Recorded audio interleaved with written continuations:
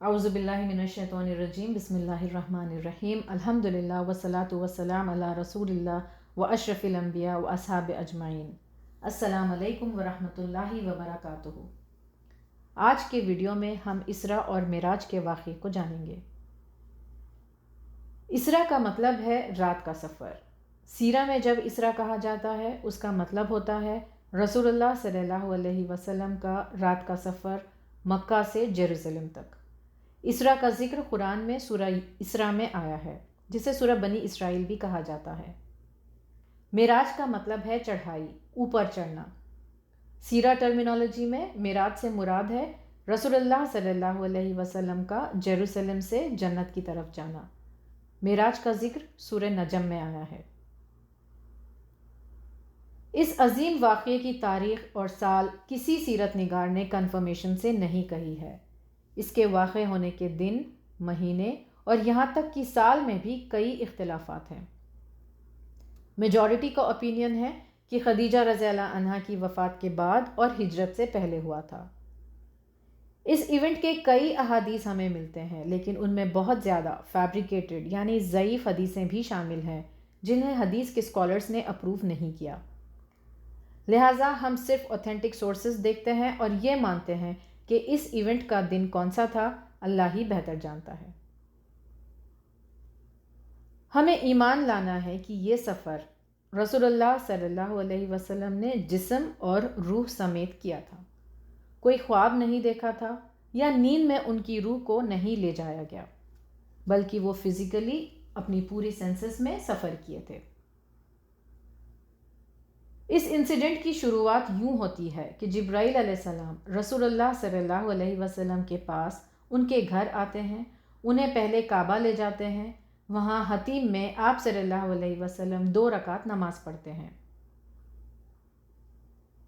और फिर जिब्राइल अलैहिस्सलाम उनका सीना चीर कर उसमें से उनका दिल निकालते हैं। हमने देखा था ये वाक़या, ये मौजज़ा रसूलुल्लाह सल्लल्लाहु अलैहि वसल्लम के बचपन में भी हुआ था, जिसे शक़्क़ुस सदर कहा जाता है।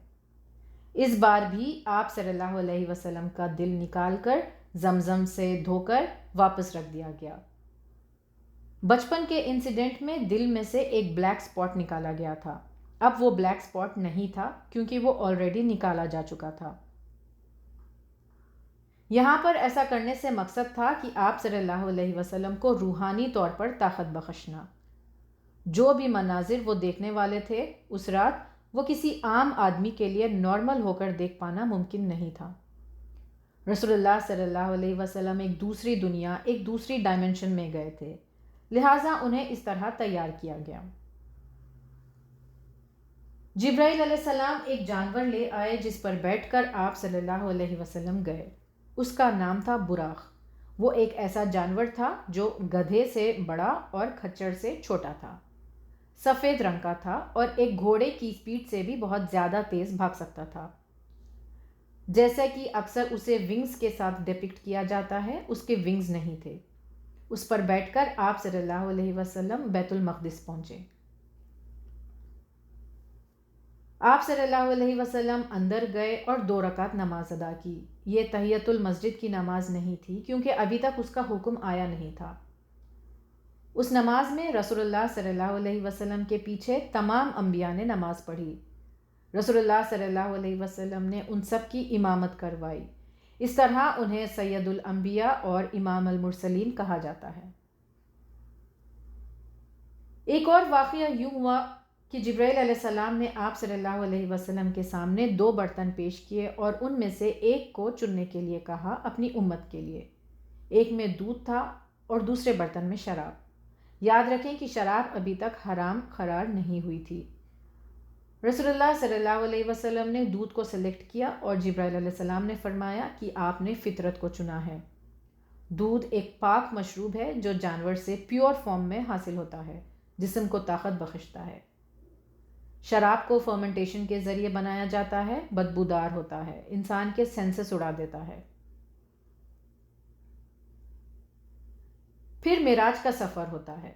रसूलुल्लाह सल्लल्लाहु अलैहि वसल्लम जिब्राइल अलैहिस्सलाम के साथ आसमान तक पहुंचते हैं। वहाँ गेट कीपर को जिब्राइल अलैहिस्सलाम दरवाज़ा खोलने के लिए कहते हैं। گیٹ کیپر پوچھتے ہیں کون ہے؟ وہ کہتے ہیں میں ہوں جبرائیل۔ ان سے پوچھا جاتا ہے کہ کیا آپ کے ساتھ کوئی ہے؟ جواب دیتے ہیں کہ ہاں، محمد صلی اللہ علیہ وسلم۔ پوچھتے ہیں کہ کیا ان کے پاس یہاں آنے کی پرمیشن ہے؟ کہتے ہیں ہاں۔ پھر دروازہ کھولا جاتا ہے اور وہ دونوں پہلے آسمان میں داخل ہوتے ہیں۔ ہر آسمان کے انٹرنس پر گیٹ کیپر ہوتا ہے اور ہر بار یہ سوال پوچھے جاتے ہیں۔ اس سے معلوم ہوتا ہے کہ تمام 7 آسمان کے ڈورز لاک ہوتے ہیں اور ان پر داروغہ ہوتے ہیں۔ رسول اللہ صلی اللہ علیہ وسلم ہر آسمان پر ایک نبی سے ملتے ہیں۔ پہلے آسمان پر آدم علیہ السلام، دوسرے پر یحییٰ اور عیسیٰ علیہ السلام، تیسرے پر یوسف علیہ السلام، چوتھے پر ادریس علیہ السلام، پانچویں پر ہارون علیہ السلام، چھٹے پر موسیٰ علیہ السلام اور 7ویں آسمان پر ابراہیم علیہ السلام۔ ہر نبی کو آپ صلی اللہ علیہ وسلم نے سلام کیا۔ سب نے رسول اللہ صلی اللہ علیہ وسلم کو سلام کا جواب دیا، ویلکم کیا اور آپ صلی اللہ علیہ وسلم کی نبوت پر ایمان ظاہر کیا۔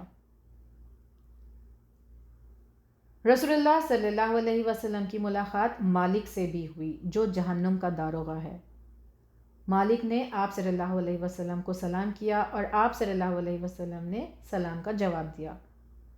رسول اللہ صلی اللہ علیہ وسلم نے غور کیا کہ تمام فرشتوں اور انبیاء نے آپ صلی اللہ علیہ وسلم سے ملاقات ہونے پر خوشی ظاہر کی، لیکن مالک کے فیس پر مسکراہٹ نہیں تھی۔